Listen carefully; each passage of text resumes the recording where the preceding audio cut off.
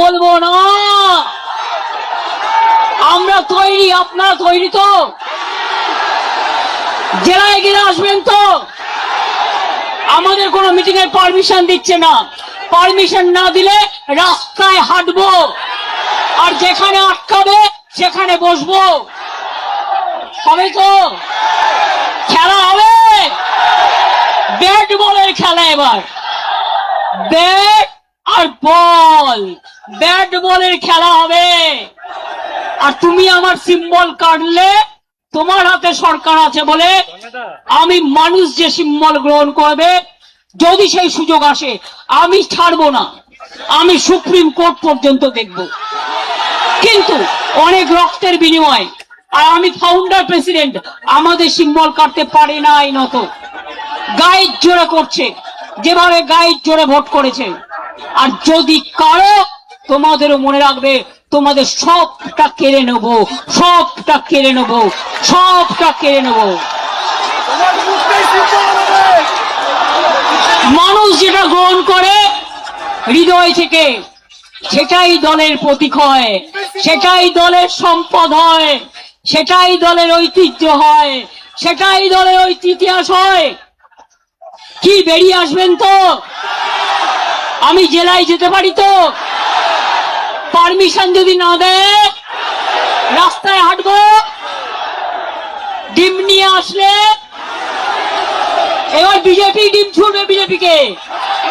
তার কারণ 2 মাসে যা তুলে নিয়েছে ভাই, ভাবছে প্রণামী বাক্সটা ওদের। বুঝতে পারছেন? অর্ধশক্তি, গর্দ শক্তি যাদের মাথায় নেই। প্রণামী বক্সের টাকা ওটা যারা মন্দিরে থাকে তাদের অধিকার, তাদের অধিকার, তারা মন্দির চালায়। ভাবছে ওটা ওদের অধিকার। অলরেডি কয়েক লক্ষ টাকা ইধার উধার পকেট পায়। যান বিজেপি কর্মীদের জিজ্ঞেস করুন। তোলাবাজি, তোলাবাজি করতে করতে সিপিএম কেও ছাড়িয়ে গেছেন। আর আমাদের কয়েকটা নির্দিষ্ট লোক করে খেয়েছে, আর আজকে বিজেপি তাদের রক্ষা কবচ হয়েছে। আমি তাদের বলে রাখি, পাড়ার লোকেরা আপনাদের বেরোতে দিচ্ছে না। পুলিশ নিয়ে ঘুরতে হচ্ছে।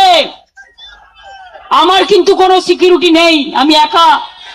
আপনার আমার সিকিউরিটি, অভিষেকের কোনো সিকিউরিটি নেই, আমরা কিন্তু একা। আজকে আপনারা কেসকে ভয় পাচ্ছেন, তাহলে অভিষেকের বিরুদ্ধে কত কেস হয়েছে? 400 কেস। ওরা তো ভয় পাচ্ছে না, কারণ ওরা জানে এটা অসম্মান করবার, এটা ভয় দেখানো। কোন কেসে এভিডেন্স দিতে পারবে না, কোন কেসে এভিডেন্স দিতে পারবে না।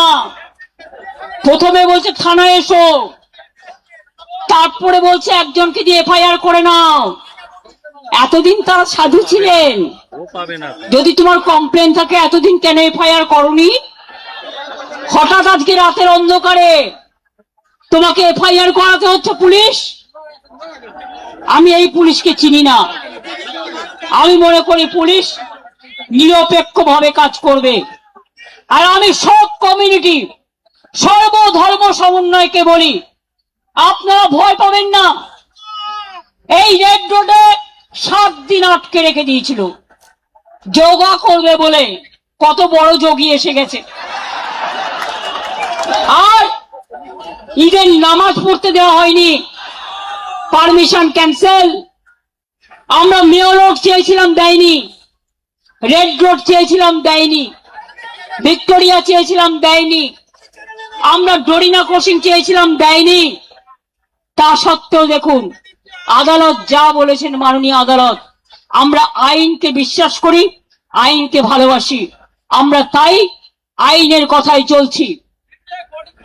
মনে রাখবেন, আগামী দিন বাংলায় সবাই মিলে জোট আমরা করবার চেষ্টা করব। না করলেও ইন্ডিয়ান অ্যালায়েন্স, আমরা একসাথে চলবো। আর আমরা যে শুরুটা করব তার কোনো শেষ থাকবে না, এটা মাথায় রাখতে হবে। আজও যারা ভয় পাচ্ছেন রুখে দাঁড়ান। অনেক পরিবার আছে, পরিবাররা বলে যাবেন না, তাহলে আমাদেরও কি পরিবার নেই? গদ্দারি সব পরিবারের সবাই সমান নয়, করেছে দুজন, বের করে দিয়েছি। যে বেইমানি করবে তাকে সমর্থন করার দরকার নেই। আপনারা ভালো থেকে, মানুষ আজ বড় অসহায়, মানুষের পাশে দাঁড়ান। আর বিজেপি লুটেরা, লুটেরা বিজেপি থেকে দেশ বাঁচান। দরকার হলে ককরোচের প্রোগ্রামে আমি নিজেও যাব, কারণ আমাদের সমর্থন প্রথম থেকেই ছিল, আছে এবং থাকবে। আর সবাই মিলে আমরা যদি রাস্তায় নামি, আপনারা জেনে রাখুন, যেমন কালকে বিজেপি নেতা পালিয়েছে, এখান থেকেও সব কটাকে পালাতে হবে, পালিয়ে মুখ রক্ষা করতে হবে। অনেক বড় বড় ভাষণ চলছে, বিজেপির রেশন, আর আপনাদের মুখোশ খোলাটাই আমাদেরই মিশন। এটা মাথায় রাখবেন। কেন এত অত্যাচার করলেন? আজকেও বাইক নিয়ে আমার বাড়ির সামনে ঘুরছিল, যাতে আমি এখানে আসতে না পারি। কত বড় সাহস!